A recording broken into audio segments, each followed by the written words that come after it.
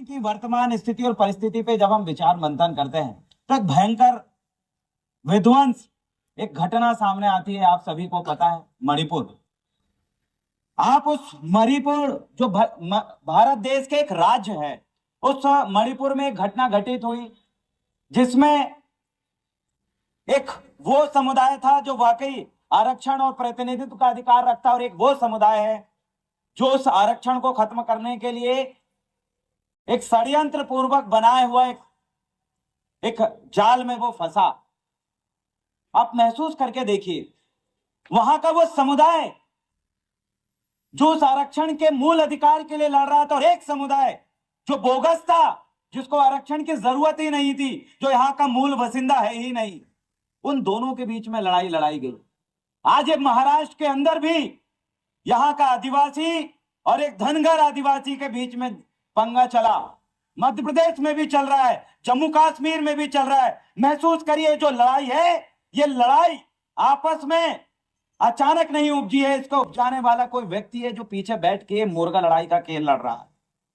आप इस चीज को अगर नहीं समझेंगे तो तैयार हो जाइए, दूसरा मणिपुर महाराष्ट्र में भी होगा, दूसरा मणिपुर दंगा मध्य प्रदेश में भी होगा, दूसरा मणिपुर दंगा आपके छत्तीसगढ़ में भी होगा, वहां पर भी यही लड़ाई है। और दूसरा मणिपुर दंगा जम्मू कश्मीर में भी होगा, वहां के लड़के भी अर्धनंग प्रदर्शन करें। यही मुद्दे को लेकर जिस मुद्दे पे आज यहां बैठे, ये लड़ाई पूरे विश्व के समस्त आदिवासी समुदाय, एसटी एससी ओबीसी समुदाय के बीच और इस देश के वो दुश्मन समुदाय जो यहां पर से घुसे हैं या जबरदस्ती इस आरक्षण की लड़ाई में उनको डाला जा रहा है, उनके बीच है। वहां पर भी सैकड़ों माताओं बहनों को सरेआम सड़कों पे नंगा घुमाया गया। वही समुदाय, जिस समुदाय का मुख्यमंत्री मणिपुर में बैठा है, उसने अपने ही लोगों के हाथों AK-47 जैसे कई घातक हथियार और बम के गोले उनके हाथ में सौंप कर उनको खत्म किया गया। आप इस बात को जितना जल्दी समझ जाए उतना बेहतर होगा कि इस देश में आदिवासी मुक्त भारत बनाने के लिए, मूल निवासी मुक्त भारत बनाने के लिए तमाम षड्यंत्र गढ़े जा चुके हैं, षड्यंत्र बनाए जा चुके हैं, रणनीतियां बनाई जा चुकी है। कब कौन सा वायरस लेके आएंगे, किस बीच में कौन सा कानून बनाएंगे, कब कौन सी सरकार बनेगी, कब ईवीएम के साथ कहां खेला करना है, कहां किसके साथ लड़ाना है, ये पूरी रणनीतियां बन चुकी है। सारी रणनीतियां बन चुकी है। आपको किस तरीके से मारा जाए, आपको किस तरीके से लड़ाया जाए, आपको किस तरीके से सत्ता से दूर किया जाए, ये सारी रणनीति बन चुकी है। लेकिन मैं आप सभी जो यहाँ पर जितने भी सामाजिक संगठन और पार्टी के मुखिया बैठे हुए हैं, आपसे सवाल सीधा है कि आपने अपने दुश्मनों से लड़ने के लिए या फिर दुश्मनों से जो होने वाली आपकी जो वैचारिक लड़ाई और केमिकल वॉर जो होने वाला है, वैचारिक वॉर जो हो रहा है, साइकोलॉजिकल वॉर जो हो रहा है, इससे लड़ने के लिए आपने क्या तैयारियां किया, कितनी आपने रणनीति बनाया? अगर आपसे सवाल करें तो आपके पास सिर्फ जीरो, कोई प्लानिंग नहीं है। तैयार हो जाइए, मरने के लिए तैयार हो जाइए। आपको एक प्रकार से नहीं, कई प्रकार से वो मारेंगे। आरक्षण के अधिकार छीन के आपको वो मारेंगे। केमिकल वॉर आपके सामने, कोविड के रूप में केमिकल वॉर आपके सामने छोड़ा गया, टेस्ट किया गया कि ये इंप्लीमेंटेशन होगा कि नहीं, अमल होगा कि नहीं। उस केमिकल वॉर में वो सफल हुए। आपका वो व्यक्ति, इसी समाज का कोई व्यक्ति अगर गरीब भिखारी है, उसकी कोरोना में मृत्यु नहीं हुई। जो हॉस्पिटल गया वो मरा, और जो गांव में ही क्वारंटाइन था वो मरा नहीं। जिसने वैक्सीन लगाया, बाद में वैक्सीन लगाने वाले, उस वैक्सीन बनाने वाले लोगों के साथ क्या हुआ आप देख लीजिए। जिस वैक्सीन के नाम पर फोटो लगा लगा के वैक्सीन लगाया जा रहा था, वो फोटो अचानक क्यों हटी, आप विचार करिए। आपको केमिकल से मारा गया, आरक्षण छीन के मारा जाएगा, आपके लोगों को नक्सलवादी बताकर मारा जाएगा, आपके लोगों को शहर में जमीन छीन कर मारा जाएगा। आपके लोगों को मारने के सभी षड्यंत्र बन चुके हैं। इस देश को किस तरीके से तानाशाही बनाया जाए, इस देश को किस तरीके से हिटलर के मंसूबे पे किस तरीके से देश को चलाया जाए, वो रणनीति उनके द्वारा बना ली गई है। जो लोग टीवी और वीवी में खुश हैं, अपने घर में एसी में पड़े रहते हैं, पहला नंबर उनका आएगा। अभी आपने देखा आरक्षण में वर्गीकरण करके उन्होंने एक ही वर्ग के दो लोगों को लड़ाना शुरू कर दिया, क्योंकि उनको समझ में आया कि एक वो लोग जो वाकई आरक्षण के हकदार है और एक वो लोग जो आरक्षण के हकदार नहीं है लेकिन उनको लड़वाया। इन दोनों की लड़ाई होगी तो ये मूल वसिंदे, मूल मालिक बहुजन लोग जीत जाएंगे वो लड़ाई। तो क्या किया जाए, इसको और बांटा जाए। उसको और बांटने के लिए अभी वर्गीकरण कर रहे हैं कि यहां पर इस जमाती के इस व्यक्ति में जो आगे बढ़ चुका है उसको इतना परसेंट देंगे और जो पीछे है उसको इतना परसेंट देंगे। उनको लड़ाएंगे। हमको लड़ाने के लिए उन्हें लाख षड्यंत्र बना लिए, उनको युद्ध जीतना है। लेकिन आप विचार करिए, ये जो कौम जो आज अपने हक अधिकार के लिए अपने घर से निकलकर कुर्सी में नहीं बैठ सकती, ये वो कौम जो अपने दुश्मनों को नहीं पहचान सकती, ये वो कौम जो अपने युद्ध जो सामने वाले व्यक्ति जो दुश्मन आपके खिलाफ चाल बनाए उसको नहीं समझ पाती, उस कौम का हारना निश्चित है।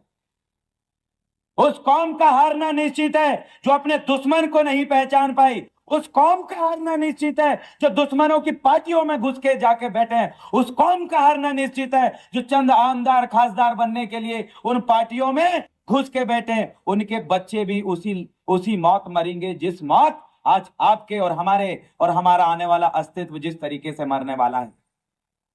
कोई एक ही लड़ाई नहीं है, लेकिन हमारी कमी ये हुई है, सबसे मुख्य कमी यह हुई है कि हमारे लोगों को दोस्त और दुश्मन में फर्क और पहचान करना नहीं आया।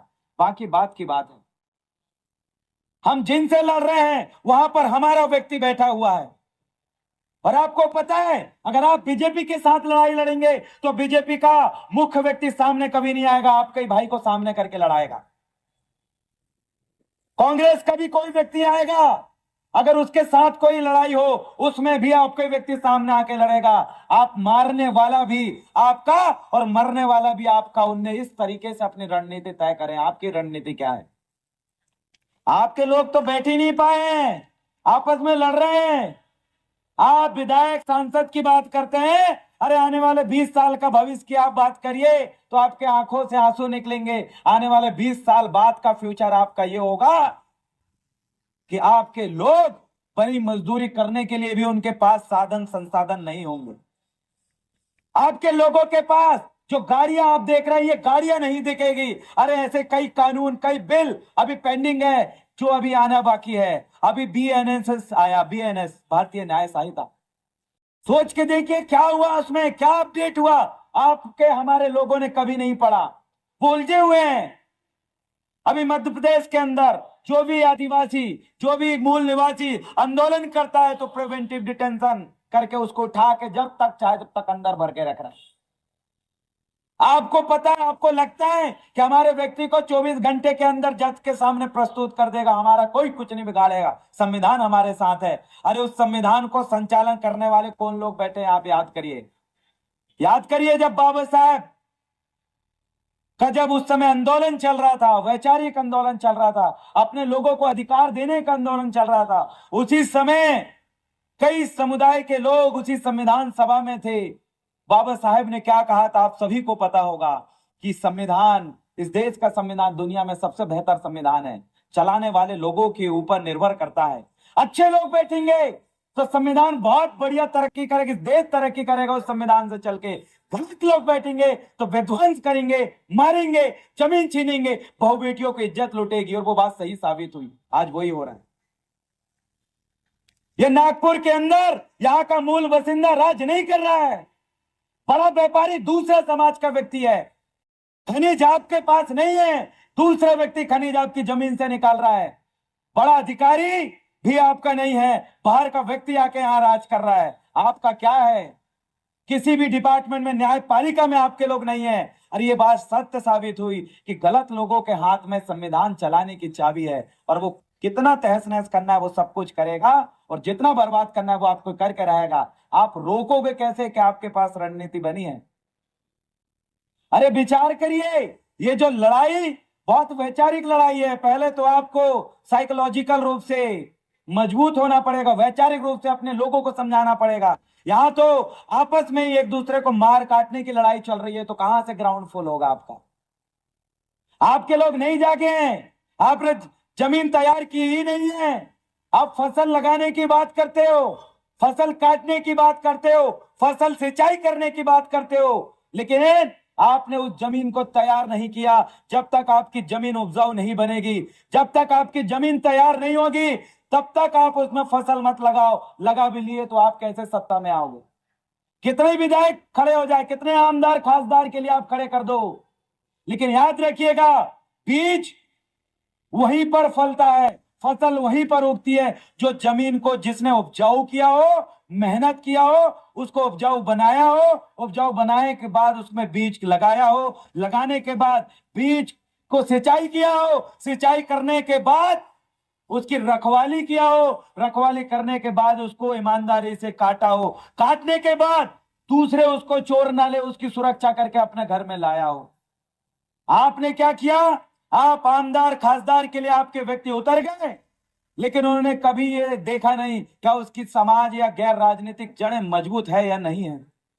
वो मान्यवर काशीराम साहब का एक विचार याद आता है कि जिस समाज की गैर राजनीतिक जड़ें अगर मजबूत नहीं है, वो समाज कभी राजनीति में सफल नहीं हो सकता। ये बात सत्य साबित हुई, हम आंखों से देख रहे हैं।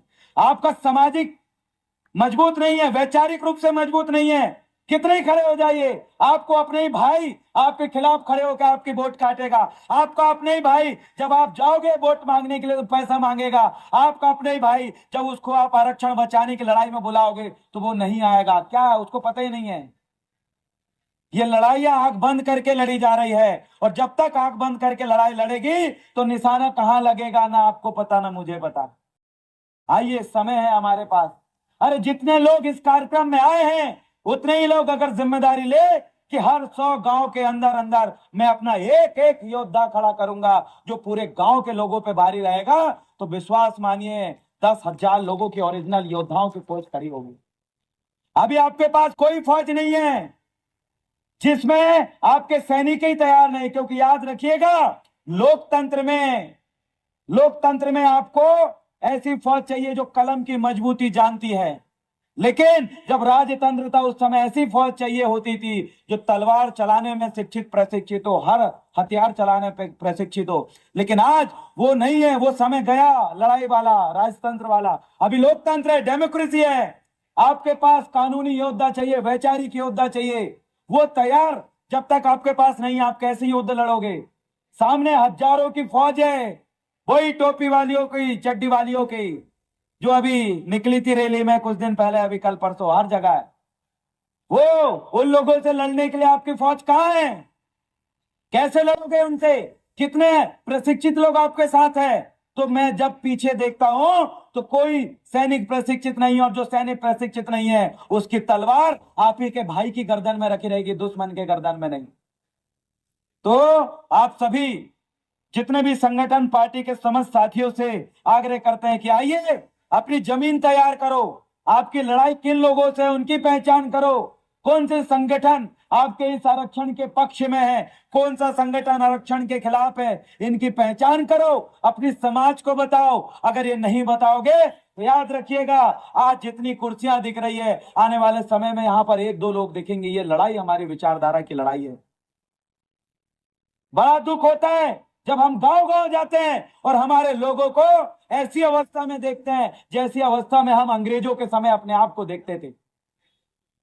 याद रखिएगा, गुलाम और शासक समाज आप ही के सामने है। बस फर्क इतना है कि आपको पहचानना सिखाना है कि कौन गुलाम समाज है और कौन आजाद समाज है, कौन शासक समाज है। आपकी दृष्टि इस लेवल पे परखने वाली अपने लोगों की ही नहीं है, वो दृष्टिकोण आपको देना पड़ेगा। और वो दृष्टिकोण तभी बनेगा जब आप उनके बीच में जाके इन विषयों में चर्चा करोगे, उनके बीच में जाके दिन भर अपनी रोजी रोटी के लिए काम करते हुए, जब आप काम धंधा करते हो, लेकिन शाम को जाकर अपना 2 घंटा उस समाज के लिए दीजिए। जिस दिन आप ये विचार विमर्श करना शुरू कर देंगे, हम आपको विश्वास दिलाते हैं आपके इस प्रतिनिधित्व के अधिकार पे कोई भी आंख उठा के नहीं देखेगा। कपेगा वो, इस लेवल का माहौल खड़ा होगा। लेकिन कब? जब आप ये काम शुरू करेंगे। जब आप अपने आप से सवाल करिए, हर रोज कितना घंटा आप समाज के लिए देते हो, कितना समय आप समाज के लिए देते हो, कितना समय आप अपने लोगों के बीच में उनको समझाने में देते हो, तो आप कुछ भी समय नहीं दे रहे हो। लेकिन आपका दुश्मन के पास उसी आप ही को खत्म करने के लिए, आपके अधिकारों को खत्म करने के लिए, आपके अस्तित्व को खत्म करने के लिए वो कहां कहां बैठता, उसके स्थान चिन्हित है। कब बैठक करेगा, कब अपने मिशन में संशोधन करेगा, कौन काम करेगा, कौन लड़ाई लड़ेगा, उसका सब कुछ तय है। लेकिन यहाँ टेबल वर्क भी आपको करना है, लड़ाई भी आपको करना है। तो कैसी अव्यवस्थित लड़ाई है आपकी। आइए, इस लड़ाई को जीतना है तो हमारे इतने ही लोग बहुत काफी है। आज ही के दिन से मैं बोलता हूं, हर एक तहसील में अगर 100 लड़के तैयार करने में भी हमने मेहनत करे तो मात्र 1 महीने के अंदर हम 100 लोगों को तैयार कर सकते हैं। एक तहसील, एक तालुका में सिर्फ पूरा तहसील के, पूरे तालुका के लोगों को सुधारने की जरूरत नहीं है। जब आप 100 लोगों को एक तहसील, एक तालुका में तैयार कर दोगे, सिर्फ 1 महीने उन्हीं पे समय दोगे, बाकी सब कुछ बोल के, मैं आपको विश्वास दिलाता हूं वो 100 लोग एक दिन में, एक तहसील में 100 गांव में एक दिन में बैठक करेंगे, 2 दिन में 200 गांव में, 3 दिन में 300 गांव में। आप खुद सभी गांव गांव, घर घर अगर जाने की कोशिश करोगे तो आप अव्यवस्थित लड़ाई लड़ रहे हो। जब आपके 100 लोग तैयार हो जाएंगे और जब वो 100 लोगों को आप बोलोगे तो आप 5 दिन के अंदर 500 गांव में बैठक करने की ताकत रखने वाले लोग हो। लेकिन क्या हो रहा है, यहाँ हमारा सिपाही, हमारा योद्धा बेचारा अकेला जाता है, ये गांव में बैठक करता है, वो गांव में कर रहा है। कब तक करोगे अकेले? आप नहीं लड़ पाओगे ये लड़ाई को ऐसे अकेले। आपको सारा समय ये पूरी समाज को सुधारने में अगर सारा समय दोगे तो आप नहीं सुधार पाओगे। आपको वो 100 योद्धा तैयार करना पड़ेगा जो वैचारिक रूप से कलम की लड़ाई, संवैधानिक लड़ाई लड़ने के लिए बेटर हो। इतना मजबूत बना दो कि वो 100 लोग, आप विधायक और आमदार खासदार की बात कर रहे हैं, आपके 100 लोग जिस दिन अगर 10 दिन ही अगर बैठक कर दिए तो कैलकुलेट कर लीजिए 1000 गांव में आप 10 दिन के अंदर बैठक करोगे और वैसे ही आपके साथ सब कुछ तैयार हो जाएगा। वैचारिक टीम, राजनीतिक विंग, सांस्कृतिक विंग, सभी विंग तैयार हो जाएगी। लेकिन लड़ाई लड़ने का एक फॉर्मूला आपको बनाना पड़ेगा, तब आप और हम सफल होंगे। अन्यथा साथियों, आपकी और हमारी छोटे छोटे संगठन अपने मिशनों में कभी कामयाब नहीं होगा। अभी एक ही व्यक्ति लड़ता है। याद रखिएगा, एक योद्धा, एक सेनापति अकेला पूरे युद्ध को नहीं जीत सकता। उस सेनापति का पहला कर्तव्य है कि वो अपनी सेना को प्रशिक्षित करे। जिस दिन वो सेना प्रशिक्षित हो जाएगी उस दिन वो हर एक लड़ाई अपने आंखों के सामने लड़ते हुए देखेगा और जीतेगा भी। और मुझे विश्वास है कि हम सब इस और काम करेंगे और मात्र 10 दिन हमें चाहिए। 10 दिन के अंदर हम इस देश की सत्ता को परिवर्तन करने में आसानी से संपन्न कर देंगे। लेकिन उसके लिए हर किसी को शपथ लेना पड़ेगा, हर किसी को इस लड़ाई को लड़ने के लिए एक फॉर्मूला, एक रणनीति तैयार करना पड़ेगा। और आप, मुझे विश्वास है आप सभी लोग के पास मोबाइल है, ग्लोबलाइजेशन का दौर है, ये फोन का सही उपयोग करें। अरे छान मारिए सारी चीजों को, जो जो चीज समाज को जगाने समझाने के लिए जरूरी है। मुझे विश्वास है आने वाले 3 महीने के अंदर अंदर आप वो करके दिखाएंगे जो विगत 40-50 सालों में नहीं हुआ। और ये करने के लिए सिर्फ एक ही काम करना पड़ेगा, पूरी समाज को तैयार करने की जगह उन 100 लोगों को एक तहसीलों में तैयार करिए। मैं आपको लिख के देता हूं, अगर वो 100 लोग तैयार हो गए, आप क्या बनाना चाहते हो, जिला परिषद, चाहे आमदार, खासदार, ये तो छोटी मोटी बात है।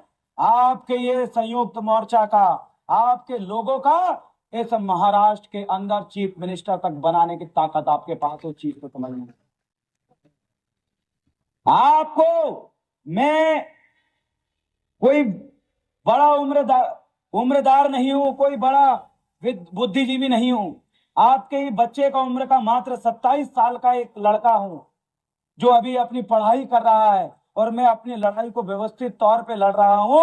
और मुझे विश्वास है कि आप मेरी इस बात को अपना बेटा समझ के, अपना भाई समझ के, अपना साथी समझ के, अपना दोस्त समझ के आप मेरी इस बात पे जरूर गौर करेंगे। और एक बार अगर आपने गौर कर लिया तो मुझे आपको ये सारी चीजें सिखाने और बताने की जरूरत नहीं है। आप सभी लोग सीखे हैं, आपकी रगों में अपने बाप दादा पुरखाओं का क्रांतिकारी खून बह रहा है, आपके विचारों में वो विचार पहले से ही मौजूद है, बस उन विचारों को धार देने की जरूरत है। उन विचारों को जिस दिन आपने धार दे दिया और वैसे ही जोश और जुनून के साथ अपने लोगों के बीच में जाके अगर आपने अपनी बात को बोल दिया, मुझे विश्वास है ये लड़ाई आप और हम जरूर जीतेंगे और आने वाले भविष्य को हम जरूर संवारेंगे। और जितने भी आक्रमणकारी लोग हैं जो बाहर से आए हैं, ऐसे लोगों के खिलाफ हम भी ऐसे कानून बनाएंगे कि जो बाहर के आक्रमणकारी लोगों ने हमारे चारों स्तंभों पे जो कब्जा करके बैठा है, उन स्तंभों में पुनः इस मूल निवासी बहुजन लोगों का अधिकार होगा, उनके हाथ में शासन सत्ता होगी। ऐसी आशा और उम्मीद के साथ मैं अपने विचार को यहीं विराम देता हूं और आप सभी लोगों से यही निवेदन करता हूं कि आप जरूर विचार करेंगे और आने वाला जब भी कार्यक्रम की रूपरेखा सम्मानीय हरीश उइके जी जब भी तय करें, मुझे विश्वास है आने वाले समय में ये नागपुर में पैर रखने की भी जगह नहीं रहेगी और उन पैर रखने वाले लोग जो यहाँ पर आएंगे वो चुने हुए और आपके द्वारा बनाए हुए वैचारिक योद्धा ही पहुंचेंगे, जो आपकी लड़ाई को आपके साथ मिलकर जरूर लड़ेंगे और जीतेंगे। ऐसी आशा और उम्मीद है। बहुत बहुत धन्यवाद। सादर सेवा जोहार। जय संविधान, जय भीम, जय गोंडवाना।